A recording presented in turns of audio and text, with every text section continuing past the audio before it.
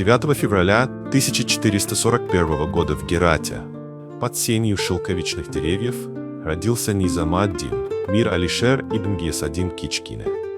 Его отец Гияс-ад-Дин Кичкине занимал пост главы финансового ведомства при дворе тимуридского принца Абул-Касима Бабура. Мать Саудат-бегим происходила из рода Бекташей, чьи предки служили советниками еще Хаджа Ахрару, духовному лидеру Средней Азии.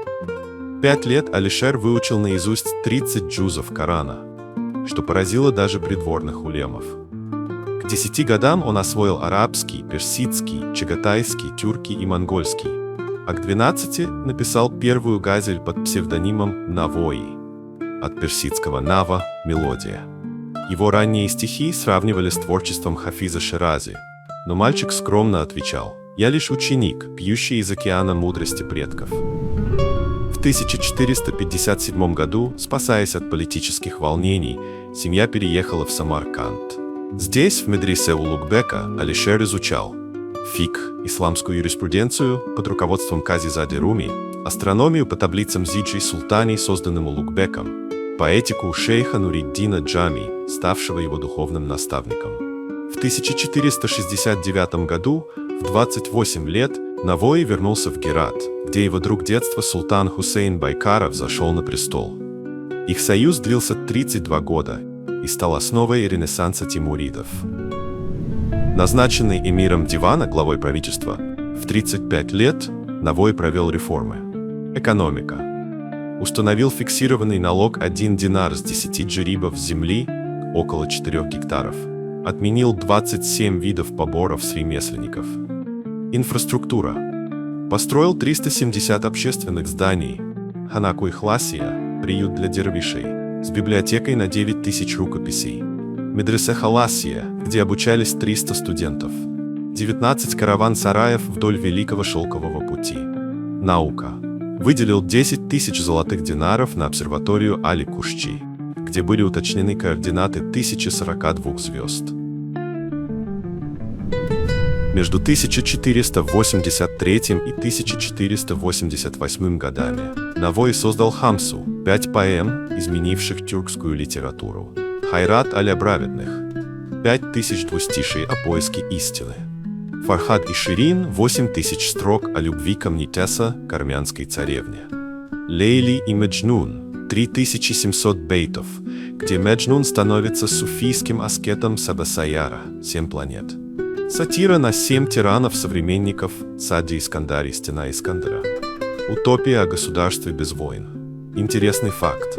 Навои написал 63 тысячи стихотворных строк.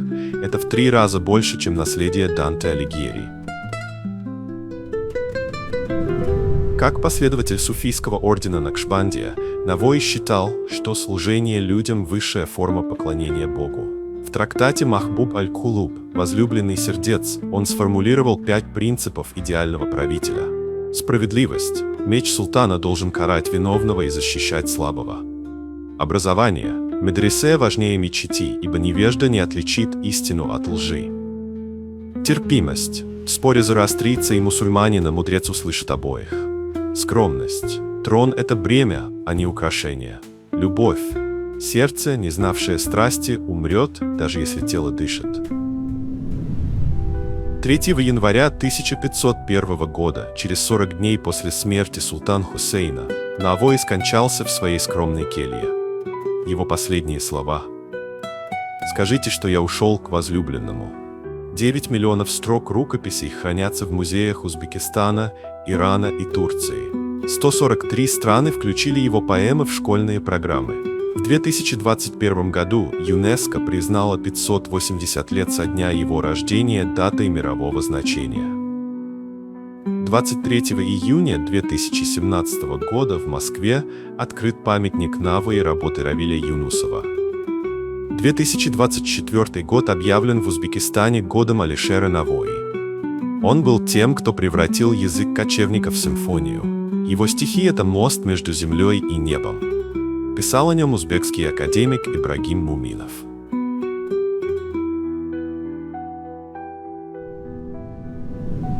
Обращаясь к вам, дорогие подписчики на Топчане, с любовью и благодарностью, словами Алишера Навои.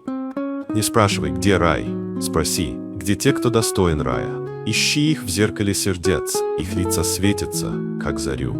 Любовь — это не пламя, что жжет, а солнце, что дарит жизнь. Пусть благословение Аллаха, как весенний дождь, омоет ваши дома. Пусть дети ваши растут мудрыми, как страницы Хамсы, а семейный очаг будет крепче стен Искандера. Амин. Если этот рассказ зажег в вас искру, дайте миру увидеть этот огонь. Лайк, чтобы алгоритмы разнесли мудрость Навои от Самарканда до Парижа. Подписаться, если еще не сделали это. Потратьте секунду, обретите века вдохновения. Колокольчик, чтобы не пропустить новые истории, где прошлое говорит с нами. Натопчание — это не канал, это мост. Мост между вами и теми, кто 1000 лет назад писал историю буквами из света. Спасибо, что идете по нему с нами. До новых встреч, где время теряет силу, а душа обретает крылья.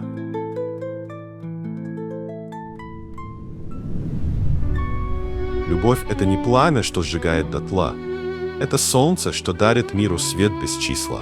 Тот, кто в сердце носит искру ее благодати, даже в ночи глухой не забудет пути к рассвету.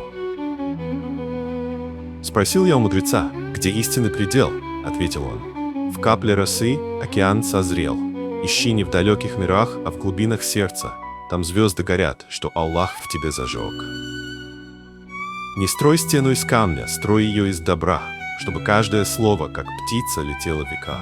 Тот, кто сеет зерно милосердия в мире пустом, пожнет сад, где под каждым листком спит покой.